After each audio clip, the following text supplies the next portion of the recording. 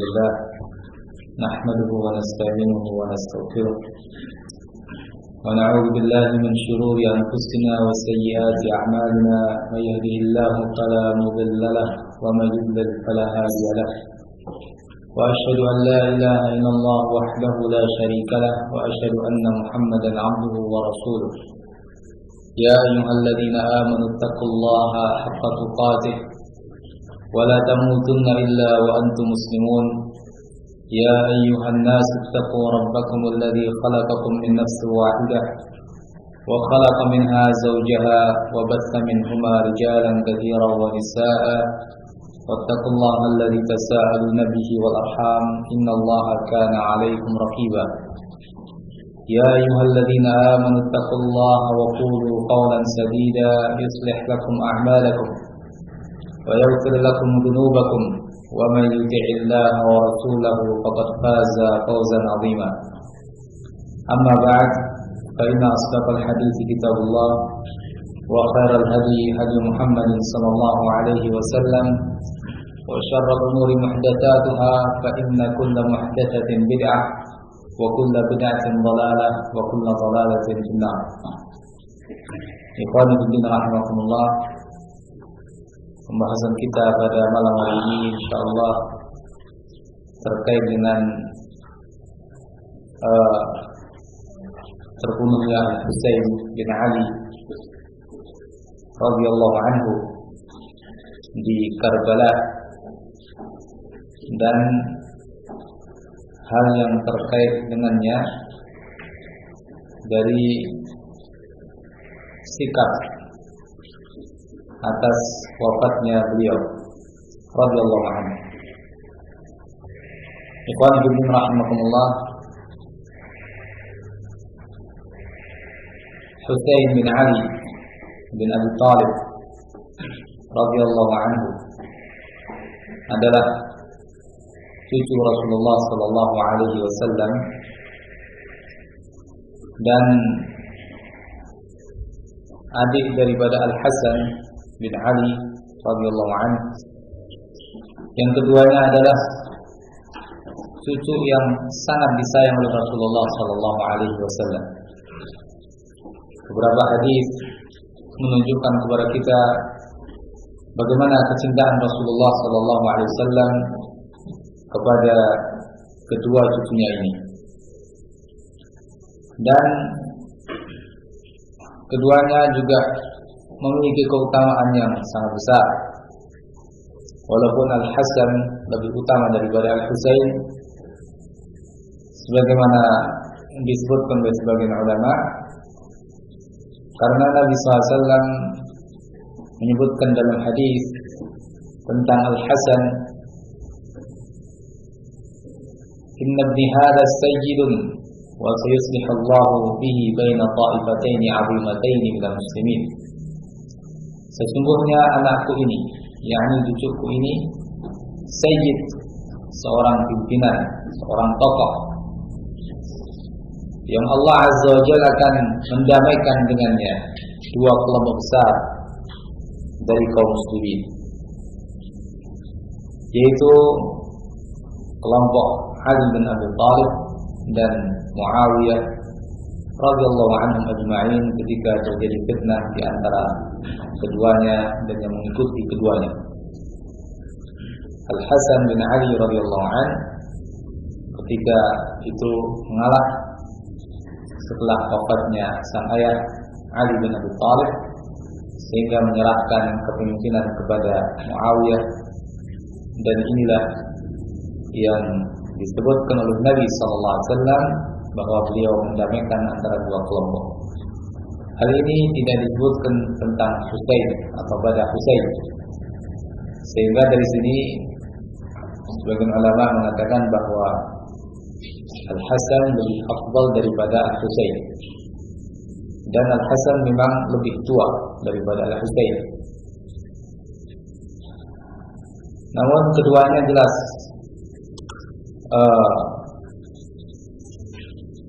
cucu Rasulullah yang sangat mulia, dan Nabi menyebutkan keduanya dalam satu hadis sebagai keutamaan bagi keduanya.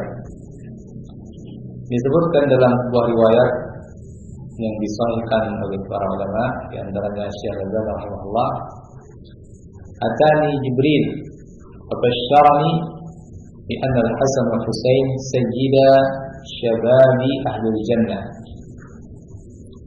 Datang kepadaku malaikat Jibril, lalu memberitahukan kepadaku dengan suatu berita gembira bahwa Al-Hasan dan Al-Husain merupakan pimpinan bagi para pemuda penghuni surga.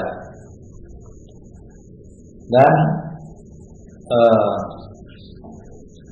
dalam riwayat yang lain bila disebutkan yang semakna dengan itu, sehingga kedua riwayat ini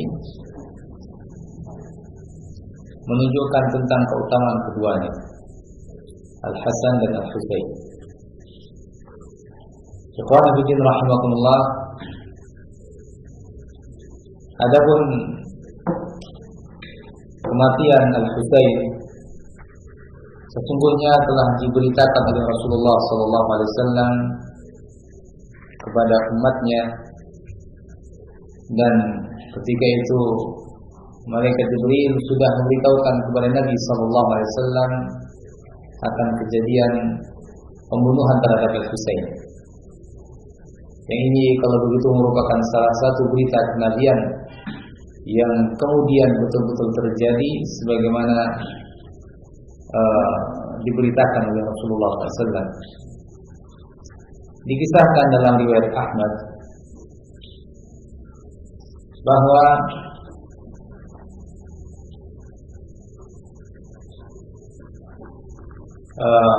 Nabi SAW ketika itu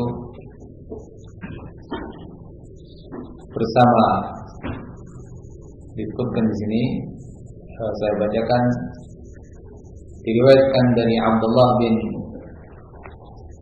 Nujay an Abi, dari ayahnya, "Nahu sara ma'aliyin wa kana sahiba madharati." Ketika itu dia bersama Ali berjalan dan dia membawa tempat bersucinya. Falamma hada Nainawa wa huwa muntaliqun ila Siffin. Ketika dia di suatu tempat yang sejajar dengan daerah Nainawa, kalau nggak salah baca Nainawa, yang ketika itu beliau sedang pergi ke arah Siffin. Fanada Aliun, "Isbir Aba Abdullah." Ali mengatakan, "Sabarlah kamu wahai Abdullah." "Isbir Aba Abdullah bisyattil Furat." Sabarlah kamu wahai Abu Abdullah di tepi sungai Al-Furat. Sungai Al-Furat yakni di Irak, ya, Efrat, sungai yang besar, ma'ruf di daerah Irak. Kemudian dia bertanya, "Wa ma'ada?" Ada apa? Qal, kemudian Ali bercerita, "Dakhaltu 'ala Nabi sallallahu alaihi wasallam dzata yaumin wa 'aynahu tafidan." Suatu hari aku menemui Rasulullah sallallahu alaihi wasallam, masuk dan menemui beliau. Kudapati kedua mata beliau mengalirkan air mata. Qultu ya Nabi Allah, aghdabaka ahadun ma sya'nu 'ainayka tafidan. Wahai Nabi Allah, apakah ada seseorang yang membuat kamu marah? Yang membuat engkau marah ya Rasulullah? Mengapa kedua matamu mengalirkan air mata? Qal bal qama min 'indi Jibril. Nabi menjawab, bahkan baru saja Jibril pergi dari sini, dari sisiku. Fahaddatsani, dia memberitahukan kepadaku, anna Husain yuqtalu bi syattil Furat, bahwa nanti Husain akan dibunuh di tepi sungai Efrat. sungai Furat. Faqal, bahkan Jibril mengatakan kepadaku, hallaka ila an ushimmaka min turbati, apakah kamu mau ku berikan kepadamu untuk kau cium ya tanahnya. Kamu lihat, kamu cium tanahnya, yang disitulah tempat terbunuhnya Husain. Kalau itu guna dicium, maksudnya dicium di bau ya. Kalau Nabi katakan, na'am, iya. Fa'amida famadda yadahu faqabada qabdatan min turabin fa'ataniha falam amlik aini an fadasa. Lalu malaikat Jibril menjulurkan tangannya. Dia ketika itu menggenggam sebuah genggaman dari tanah di mana di situ terbunuhnya Husain. Lalu dia berikan tanah itu kepadaku, maka aku pun tak tahan. Akhirnya kedua mataku meneteskan air mata atau berlinangan air mata. Nah, demikian Nabi SAW bercerita tentang akan wafatnya Husain dalam keadaan terbunuh. Hadis ini diriwayatkan oleh Imam Ahmad rahimahullah,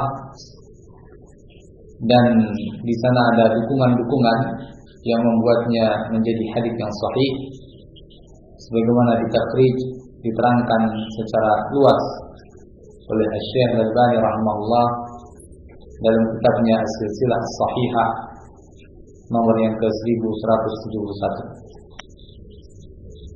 Berita kenabian tersebut tentulah pasti terjadi, karena Nabi SAW la yantiqu 'anil hawa, beliau tidak berbicara dari hawa nafsunya. In huwa illa wahyu yuha, itu tidak lain kecuali wahyu yang diwahyukan. Dan ini sekaligus kalau begitu menjadi bukti kenabian beliau. Segala yang beliau beritakan terjadi sebagaimana beritanya. Adapun kejadian berikutnya setelah Ali radhiyallahu anhu terbunuh di tangan seorang Khawarij, lalu khilafah ketika itu dipegang oleh Al-Hasan, dan sekian ribu orang yang jumlahnya begitu banyak, puluhan ribu atau bahkan ratusan ribu, mendukung Al-Hasan bin Ali radhiyallahu anhu. Dan di sisi yang lain, di sana ada Muawiyah ibn Abi Sufyan yang menguasai daerah Syam. Adapun Al-Hasan di Irak, Kufah. Al-Hasan radhiyallahu anhu melihat bahwa bila dia tetap memegang kekuasaan, maka akan terjadi peperangan besar-besaran. Diceritakan dalam buku-buku sejarah bahwa telah terlihat pasukan yang sebegitu banyak, ibarat gunung-gunung yang dipenuhi dengan orang-orang di sana.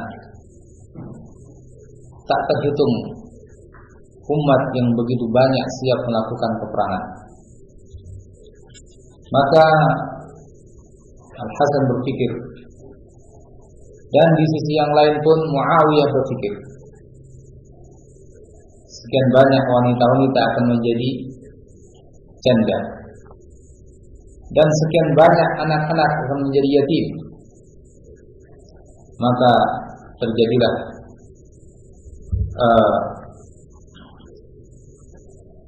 pengiriman utusan-utusan yang pada akhirnya Al-Hasan radhiyallahu anhu beliau mengalah dan beliau memberikan kepemimpinan sepenuhnya kepada Muawiyah radhiyallahu anhu, sehingga Muawiyah dialah yang menjadi pimpinan kaum muslimin dan beliau menjadi raja pertama kali dalam Islam, dan dialah sebaik-baik raja radhiyallahu anhu.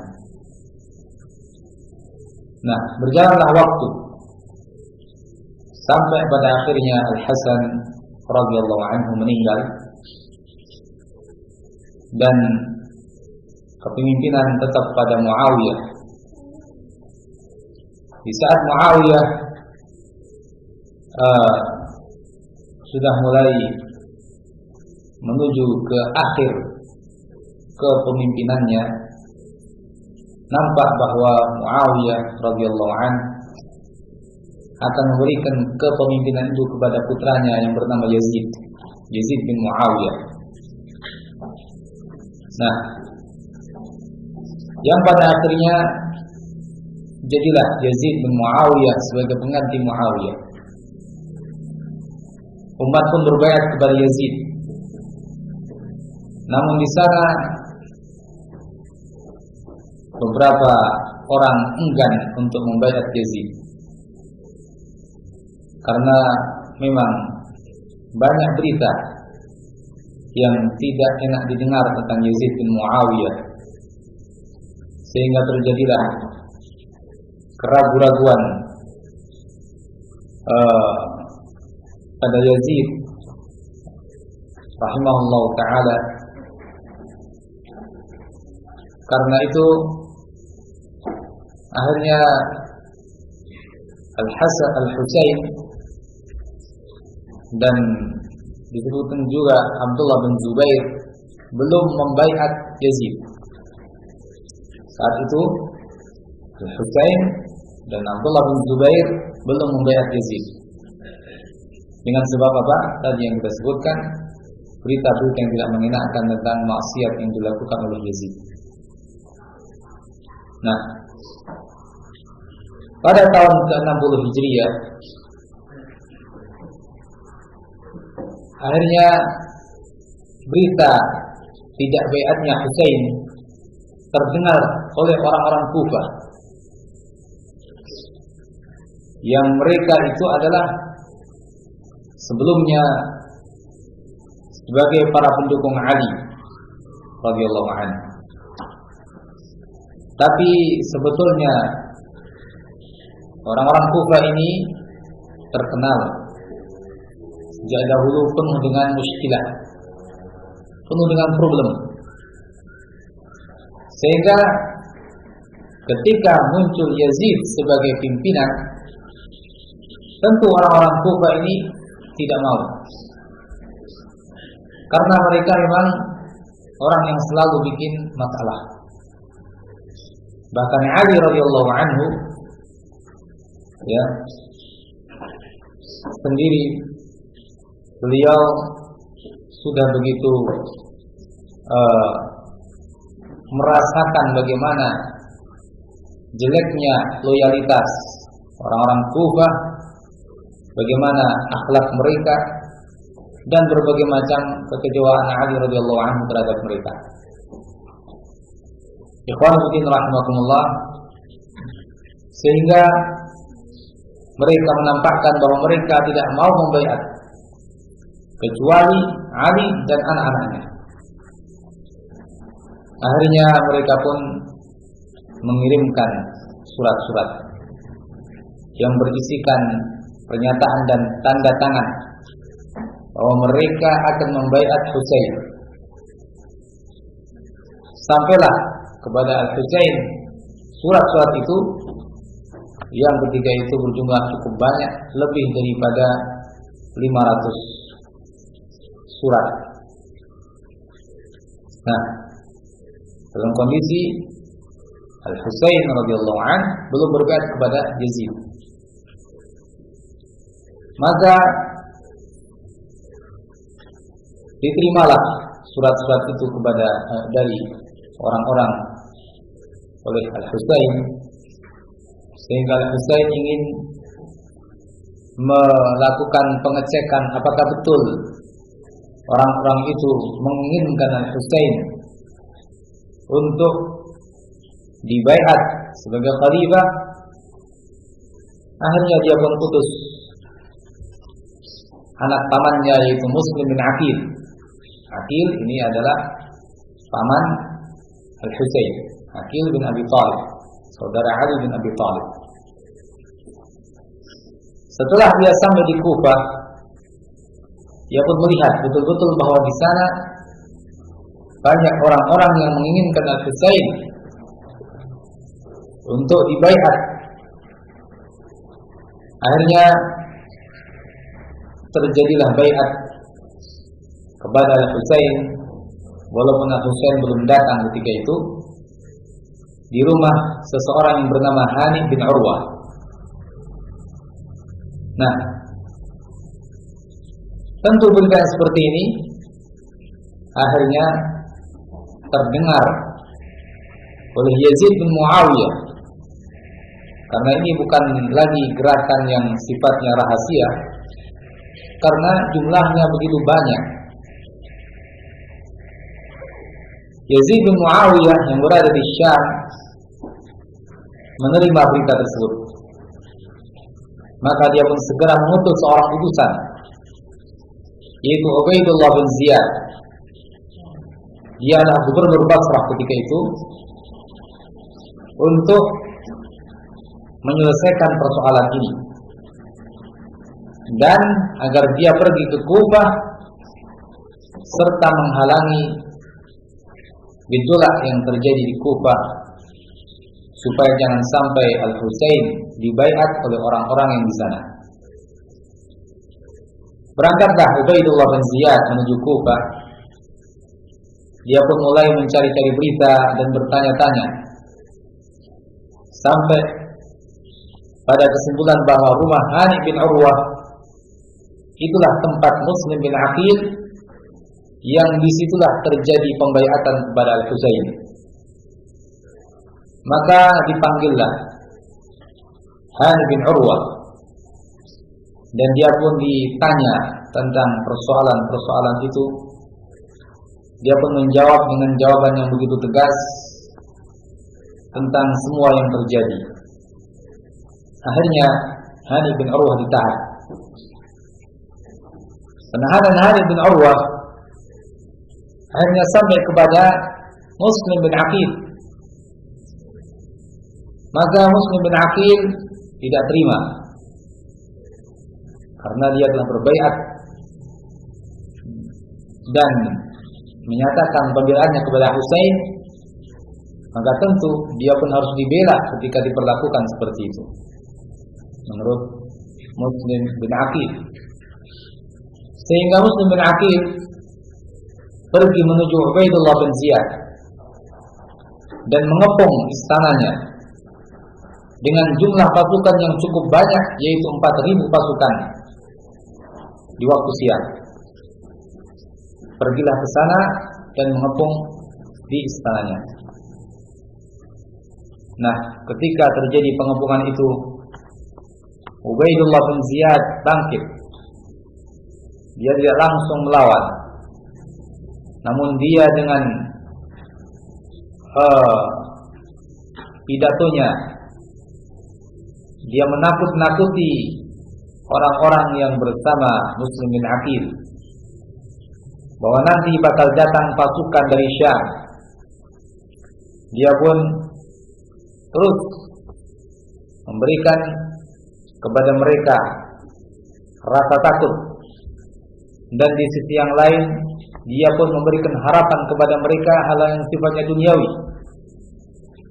Ternyata pasukan yang begitu banyak, berjumlah 4.000 tadi, ya, terkecoh dengan omongan Ubaidullah bin Ziyad. Begitu mudah luntur loyalitas mereka kepada Al-Husain.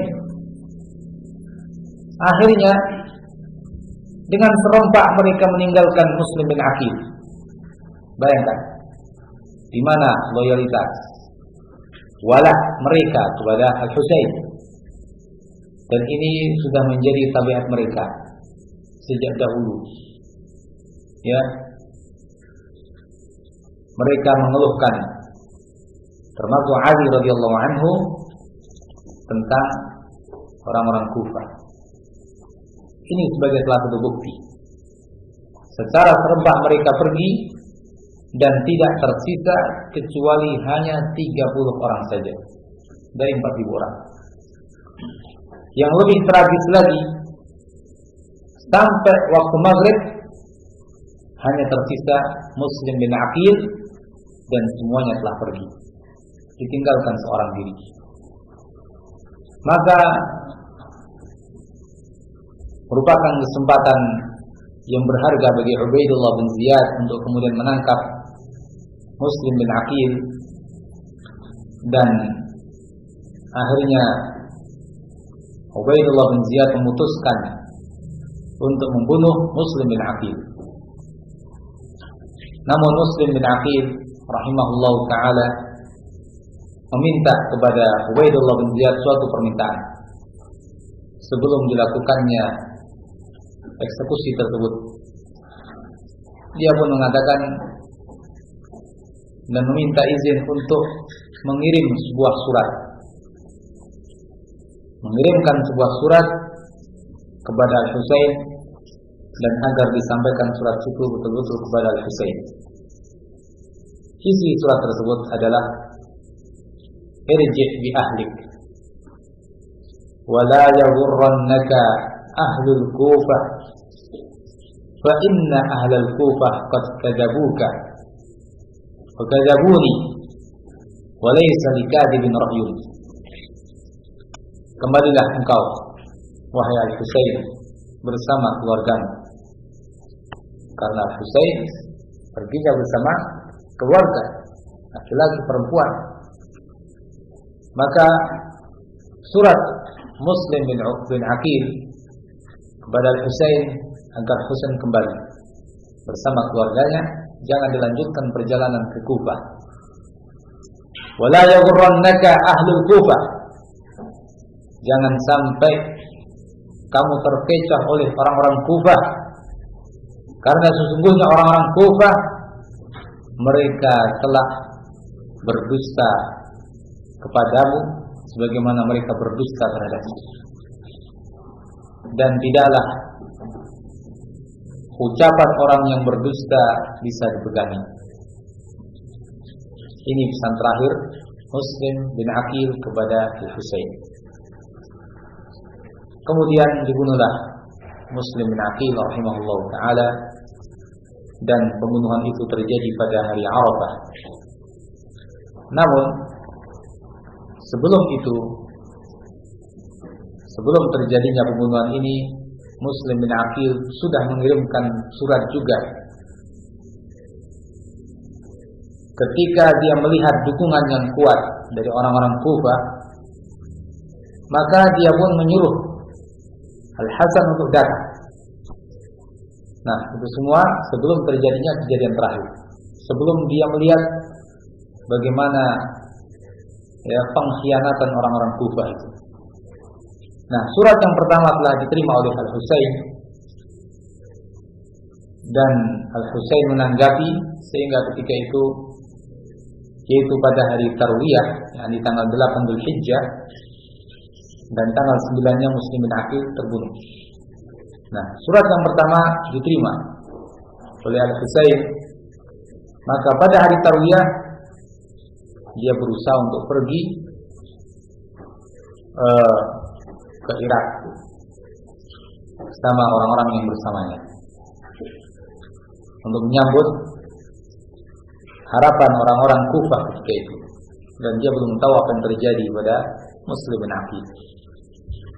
Namun sekian banyak para sahabat sebetulnya tidak setuju dengan apa yang mau dilakukan oleh Al-Husain. Mereka melarang Al-Husain dengan larangan-larangan yang cukup keras, dan mereka menasihati Al-Husain supaya tidak melakukan ini. Di antara mereka adalah Abdullah bin Abbas, Ibnu Umar, Abdullah bin Zubair, Abu Sa'id Al-Khudri, Abdullah bin Amr, Muhammad bin Hanafiyah, dan yang lain.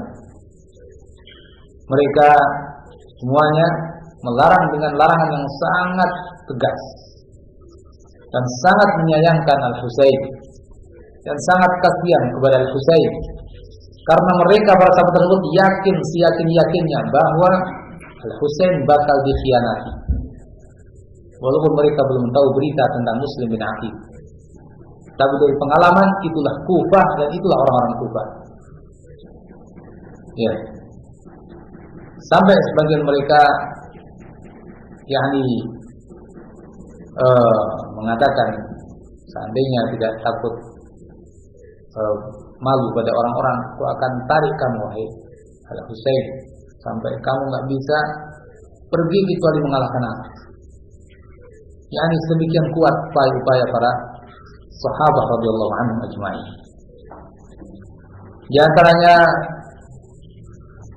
Abu Sa'id Al-Khudri radhiyallahu anhu mengatakan, "Ya Abu Abdullah, wahai Abu Abdullah Husain, inni laka nasih. Sesungguhnya aku bagimu sangat berkeinginan baik. Wa inni 'alaikum musyfiq, dan sungguh aku sangat belas kasih kepadamu. Qad balagani an qad katabakum qaumun min syi'atikum bil Kufah." Sampai berita kepadaku bahwa sebuah kaum dari pendukung kalian atau pendukungmu mengirim surat kepadamu. Wa yad'unaka ila al-khuruj ilaihim, dan mereka mengajak kamu untuk kamu pergi kepada mereka, untuk mereka baiat. Fala takhruj ilaihim, jangan kau pergi menuju mereka, jangan ikuti mereka.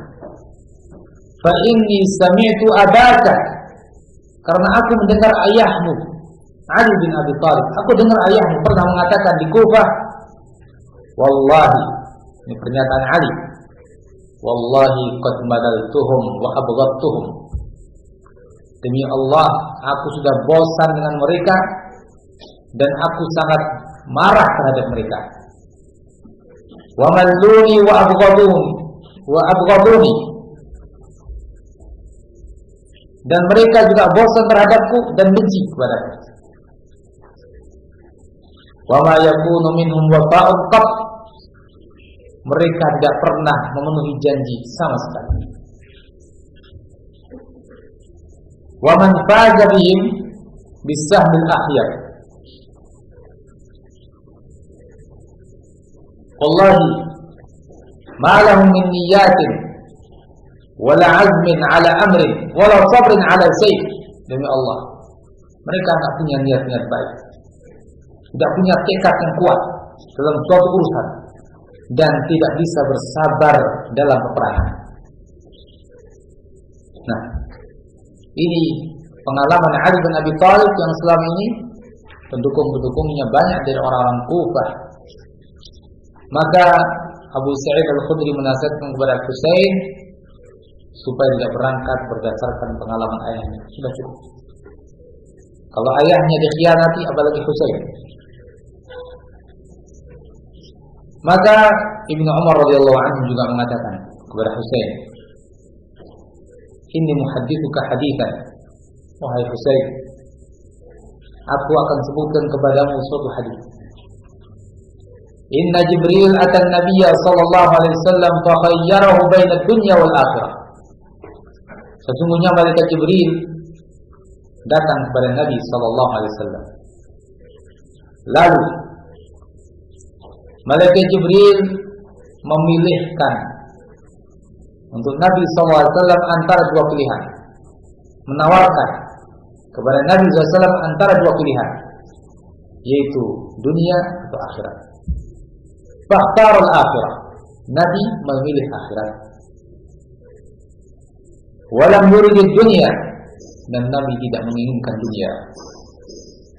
Wa innaka bad'atun minhu wallahi la yaliha ahadun minkum abadan. Dan engkau wahai Husain adalah daging belahan Rasulullah sallallahu alaihi wasallam. Demi Allah, jangan seorang pun dari kalian memilih dunia. Wa ma sarafaha Allahu ankum illa lilladhi huwa khair. Allah tidak memalingkan kalian darinya kecuali kepada yang lebih bagus. Ini nasihat Ibnu Umar.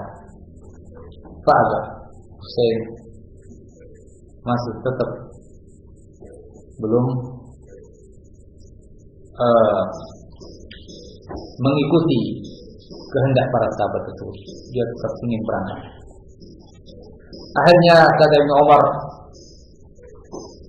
aku pun memeluk dia, dan dia pun menangis. Ibnu Umar mengatakan, "Astaudi'ukallah min qatil." Kupasrahkan kepadamu, kupasrahkan kamu kepada Allah, kamu bakal terbunuh. Ibnu Umar sudah merasa pasti, ya, yakni berdasarkan pengalaman-pengalaman akan terjadi pengkhianatan dan ini menjadi perpisahan, pertemuan terakhir. Dia akan mati di sana. Mungkin sebagian para sahabat telah mendengar sebelumnya berita-berita dari Rasulullah SAW tentang terbunuhnya Husain, wallahu a'lam, sehingga mereka begitu yakin ini bakal terjadi, pasti terjadi. Nah, Ibnu Abbas radhiyallahu anhu tidak kalah kuat dalam usahanya menghalangi Husain, tapi terus Husain tetap ingin berjalan menuju ke sana. Berangkatlah Husain bersama orang-orang yang bersamanya. Namun di tengah perjalanan datang berita berikutnya tentang apa yang terjadi pada muslimin aqil yang telah memberikan surat berisikan pesan tadi agar kembali. Sehingga Husain radhiyallahu anhu ketika itu baru betul-betul menyadari dia harus pulang. Tapi ternyata anak-anak dari muslimin aqil, ya, mereka mengatakan, la tarji, jangan engkau pulang Husain, hatta na'khudha bid'ari abina, sampai kita bisa balas dendam untuk orang tua kami telah mati di sana. Nah, akhirnya Al-Husain mengikuti mereka. Kenapa? Karena Allahu a'lam, yang jelas muslim bin aqil dia ke sana karena perintah Al-Husain. Sehingga tentu Al-Husain merasa bertanggung jawab. Dia pergi ke sana karena perintahnya dan sampai meninggal di sana. Dan anak-anaknya sekarang minta agar bisa menuntut balas atas kematian ayahnya. Maka akhirnya terus Husain melanjutkan perjalanan itu menuju Kufah, dan di tengah perjalanan sempat terhenti, yaitu ketika Ubaidullah bin Ziyad mendengar berita kepergian Husain, dia pun mengirimkan pasukan yang berjumlah 1.000 orang dengan dipimpin oleh Al-Hurr bin Yazid At-Tamimi untuk menghalangi Husain supaya tidak pergi ke Kufah.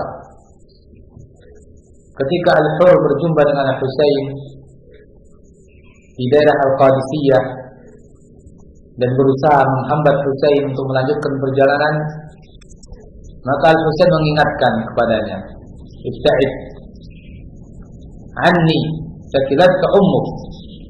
Minggirlah kamu dariku. Ibumu kehilangan kamu kalau kamu tetap menghalangiku. Al-Hurr mengatakan, "Wallahi law qalaha ghairuk min al-Arab laqtasasku minhu wa min ummi." Demi Allah, seandainya mengatakan begitu selain kamu, wahai Al-Husain, dari orang-orang Arab, aku akan bunuh dia dan ibunya sekaligus. Walakin ma'adha aqulu laka wa ummuka sayyidatu nisa'il alamin. Tapi apa yang mesti kukatakan? Sementara ibumu adalah pimpinan wanita-wanita alam semesta ini. Ibumu adalah Fatimah, putri Rasulullah SAW. Akhirnya Al-Hurr ya tidak bisa menghambat, bahkan akhirnya dia ikut bersama Al-Husain. Nah, ini perjalanan menuju daerah Kufah. Memang Allah Azza wa Jalla ketika menetapkan sesuatu itu semua mesti terjadi, dan Allah Azza wa Jalla akan menetapkan sebab-sebab yang menuju ke arah itu. Barangkali kita berpikir kenapa ini terjadi. Nah, tentu semuanya untuk menuju kepada apa yang telah Allah tetapkan. Dan kita harus meyakini semuanya adalah ada hikmah di balik itu semua. Dan di antara hikmahnya adalah kematian Al-Husain sebagai seorang syahid, orang yang mati syahid. Allah Azza wa Jalla tetapkan sebab-sebab yang menuju ke arah sana. Tidak ada yang menghambat Al-Husain atau yang dapat menghambat Al-Husain, sampai pada akhirnya dia pun sampai di daerah Karbala, dan ternyata di situ Ubaidullah bin Ziyad sudah menyiapkan 4.000 pasukan yang dipimpin oleh Umar bin Sa'ad. Nah, ketika itu Al-Husain bertanya, "Ma hadzal makan?" Tempat apa ini yang kita sudah sampai padanya? Apa nama daerah ini? Mereka pun mengatakan, "Innaha Karbala." Sesungguhnya ini adalah daerah yang namanya Karbala. Al-Husain mengatakan karbun wa bala. Karbun wa bala. Karbun kesempitan, dan ini bala, ya, bencana. Karbala. Nah, sesampainya di tempat itu yang di hadapannya telah terdapat sekian banyak pasukan, maka Al-Husain, ya, lebih menyadari lagi bahwa ini betul-betul sesuatu yang tidak ada maslahatnya sama sekali. Mana janji orang-orang Kufah dengan pasukan yang begitu banyak?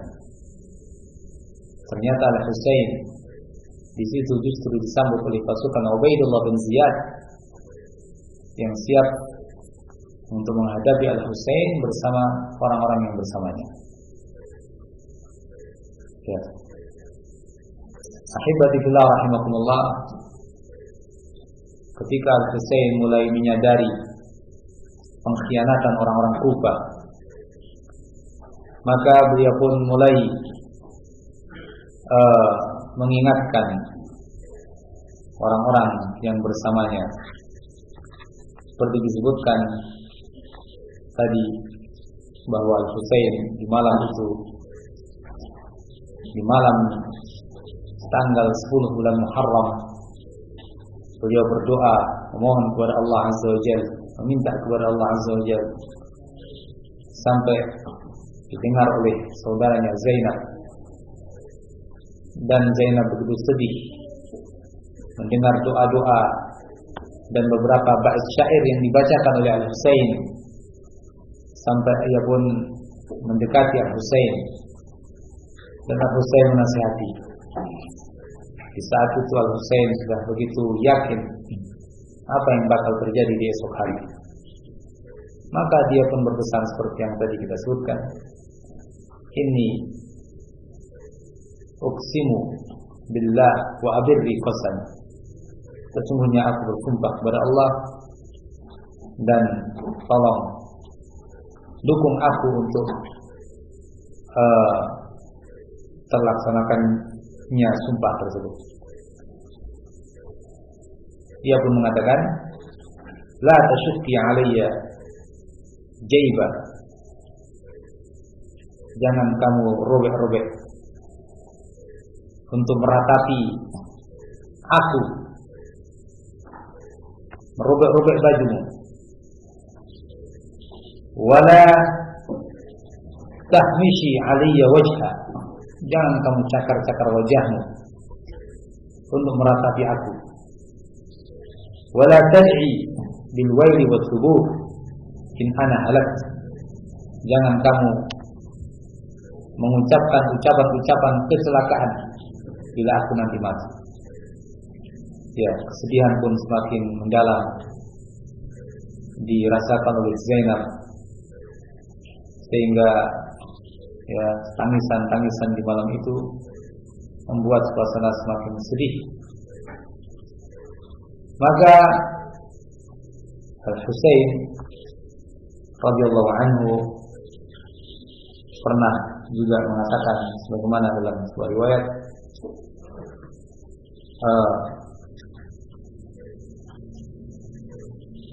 kata beliau,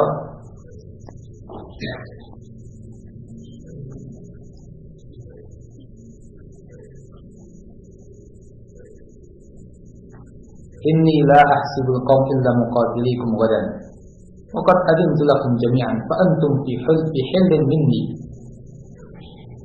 Sesungguhnya aku sangat mengira bahwa mereka bakal memerangi aku besok, dan aku sudah izinkan kalian semuanya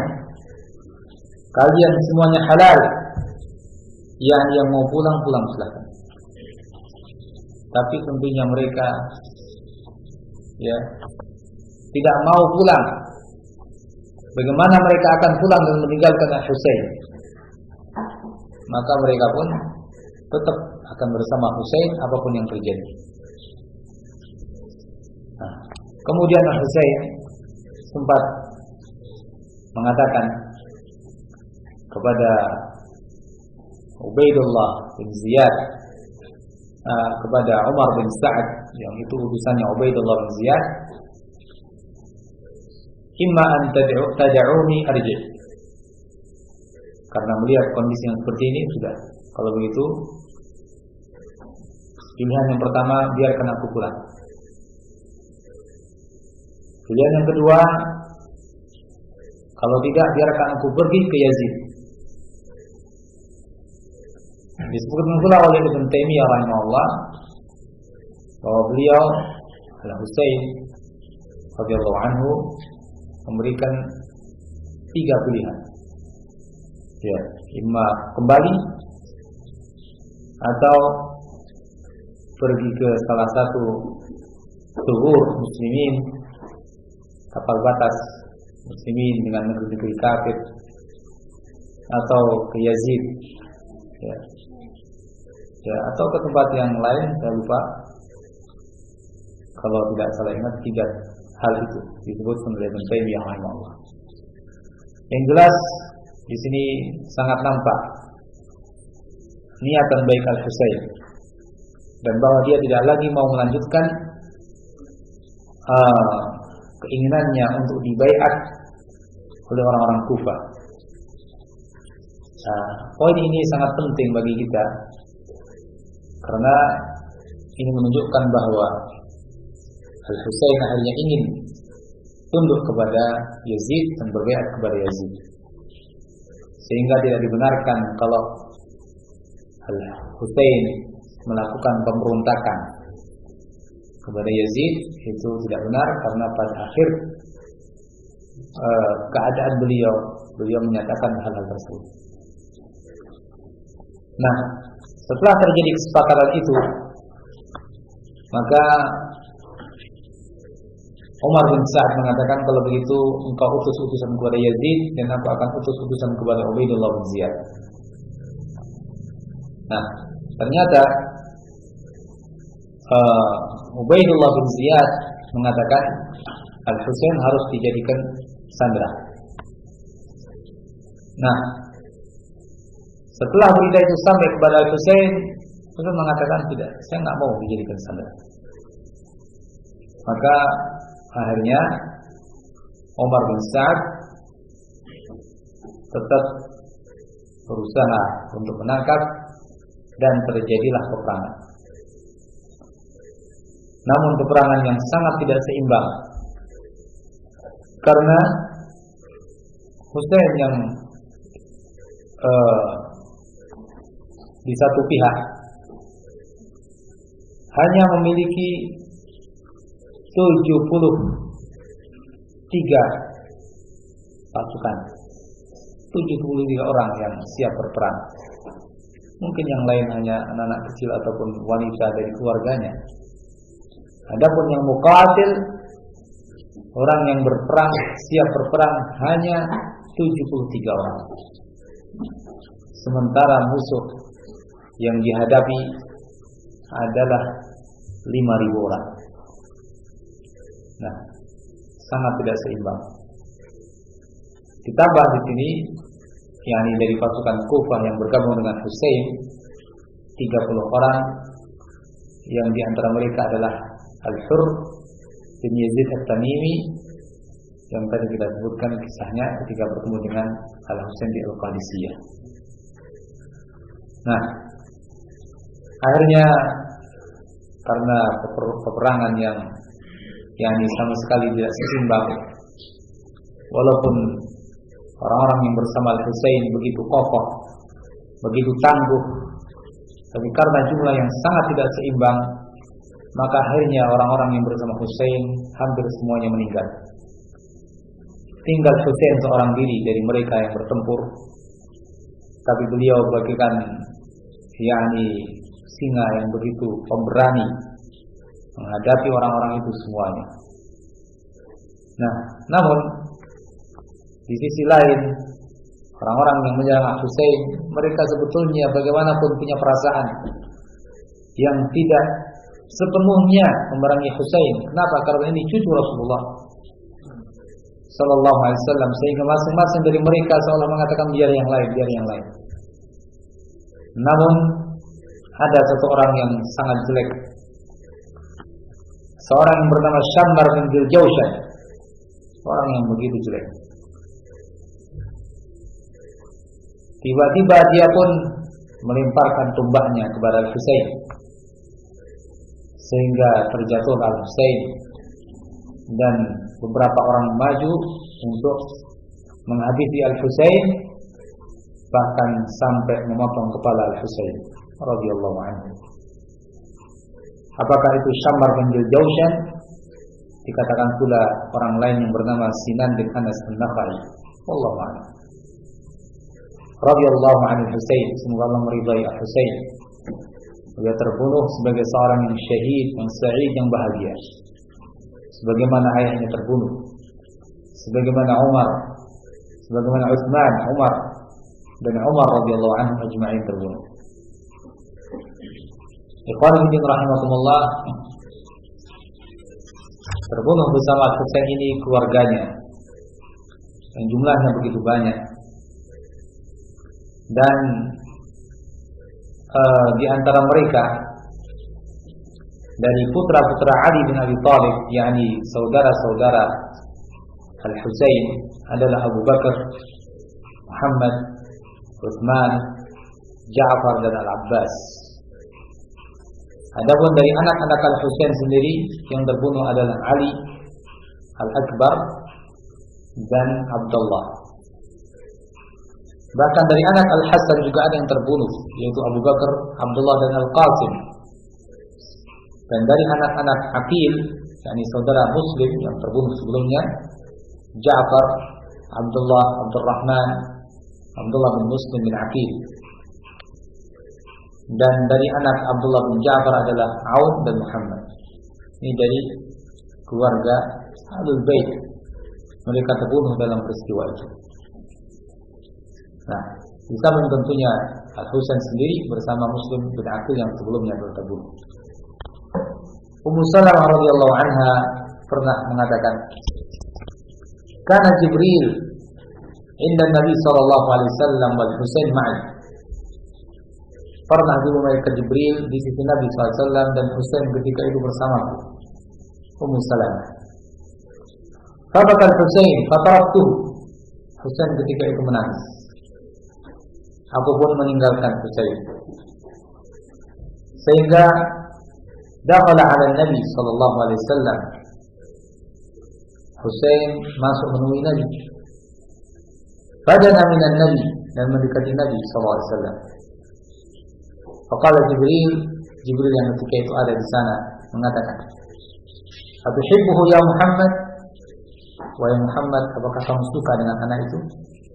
Qala na'am. Nabi menjawab iya. Jibril mengatakan, "Inna ummataka sataqtuluhu." Sesungguhnya umatmu akan membunuhnya. Wa in syi'ta urituka min turbatil ardh allati yuqtalu biha. Kalau kamu mau, aku akan perlihatkan bumi yang disitulah terbunuhnya Al-Husain. Fa'arahu iyyaha. Maka Nabi diperlihatkan pada beliau tanah tersebut. Fa'idal ardu yuqalu laha Karbala. Ternyata itu adalah bumi atau tanah yang disebut dengan wilayah Karbala. Hadits riwayat Ahmad. Ahibati billah rahimakumullah. Inilah terbunuhnya Al-Husain radhiyallahu anhu, yang dari situlah menurut Ibnu Taimiyah rahimahullah kemudian terjadi sikap-sikap yang tidak benar dari beberapa orang. Di satu sisi muncullah orang-orang Syiah, dan di sisi lain muncullah orang-orang Nawasib. Orang-orang Syiah yang merayakan dengan kesedihan, dan orang-orang Nawasib merasakan hari tersebut dengan kebahagiaan. Orang-orang Syiah sebetulnya kalau mereka menyadari bahwa merekalah sebetulnya para pembunuh Al-Husain, karena mereka semua orang-orang Kufah yang terutama melakukan pengkhianatan sehingga terjadilah apa yang terjadi. Bahkan sebagian tokoh-tokoh Syiah pun mengakui itu. Di beberapa referensi dari buku-buku Syiah, mereka mengakui bahwa ya, kalau begitu pembunuh Al-Husain adalah mereka, orang-orang Syiah. Semoga Allah Azza wa Jalla memberikan balasan yang setimpal kepada mereka, orang-orang yang melakukan pengkhianatan dan pembunuhan kepada Al-Husain radhiyallahu anhu. Ahibati fillah rahimakumullah.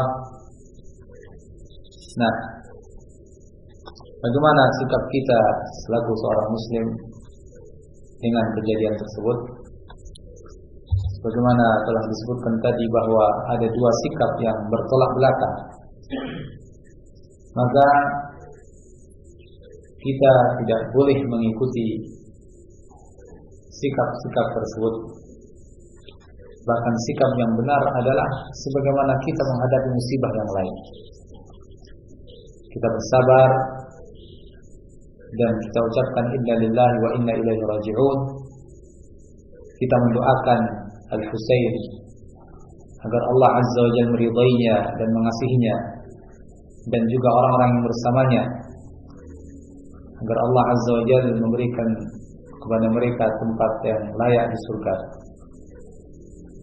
Namun perlu kita sadari pula bahwa kematian Al-Husain tentu tidak lebih dari kematian orang-orang yang sebelumnya dari para sahabat yang mulia. Kematian ayahnya, kematian Utsman, kematian Umar, mereka juga wafat terbunuh. Ikhwan fillah rahimakumullah. Adapun yang dilakukan oleh orang-orang Syiah dengan ratapan-ratapan seperti itu, bahkan menyiksa diri, adalah sesuatu yang bertentangan dengan wasiat Husain yang tadi kita sebutkan, bahkan bertentangan dengan sabda Rasul SAW, "Laisa minna man daraba al-hudud wa syaqqa al-juyub wa da'a bi da'wal jahiliyah." Bukan dari golongan kami orang yang daraba al-hudud, memukul-mukul pipi, wa syaqqa al-juyub, robek-robek baju, wa da'a bi da'wal jahiliyah, dan menyuarakan suara-suara jahiliyah. Dan hadis-hadis yang semakna dengan itu. Ikhwan fillah rahimakumullah. Bagaimana kemudian dengan kepala Husain yang sempat dipenggal dan dilepas dari tubuhnya oleh orang-orang jahat tersebut. Semoga Allah memberikan kepada mereka hukuman yang setimpal. Disebutkan tentang hal ini banyak pendapat-pendapat, namun yang benar wallahu a'lam bahwa kepala Al-Husain tidak sampai dikirimkan kepada Yazid. Ada riwayat-riwayat yang menyebutkan bahwa kepalanya dibawa kepada Yazid. Namun yang benar bahwa kepala itu tidak sampai kepada Yazid. Husain terbunuh di Karbala dan kepalanya diambil dan dibawa menuju ke Ubaidullah bin Ziyad di Kufah. Namun tidak diketahui secara persis kemudian dimakamkan di mana. Sehingga di sini makam Husain ya bukan hanya di satu tempat dalam anggapan orang-orang sekarang. Ada yang di Iran, ada yang di mana? yakni di Mesir, kemudian di Irak atau di Iran, ya. Ini menunjukkan bahwa semuanya tidak diketahui di mana kuburan Husain radhiyallahu anhu. Adapun tentang Yazid, bagaimana sikapnya Yazid dalam hal ini?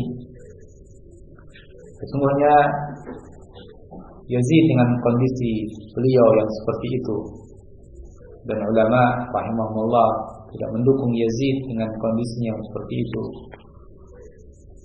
Apa yang didengar dari Yazid, dari berita-berita, namun tentu kita tidak boleh menzalimi Yazid, yaitu bahwa Yazid sama sekali tidak memerintahkan untuk dibunuhnya Al-Husain. Yazid mengeluarkan perintah kepada Ubaidullah bin Ziyad agar menghalangi Husain, agar tidak terjadi pemberontakan dan pembaiatan kepada Husain. Namun rupanya ya Ubaidullah bin Ziyad yang kemudian memerintahkan kepada pimpinannya Umar bin Sa'ad, ya, sehingga mereka melakukan ini semua dengan inisiatif mereka sendiri, terutama orang-orang yang di lapangan, sehingga terjadilah pembunuhan terhadap Husain, bahkan sampai dipenggal kepalanya. Namun Yazid sama sekali tidak pernah memerintahkan itu, pembunuhan, apalagi sampai dipenggal kepalanya seperti itu. Syekhul Islam Ibnu Taimiyah rahimahullah mengatakan,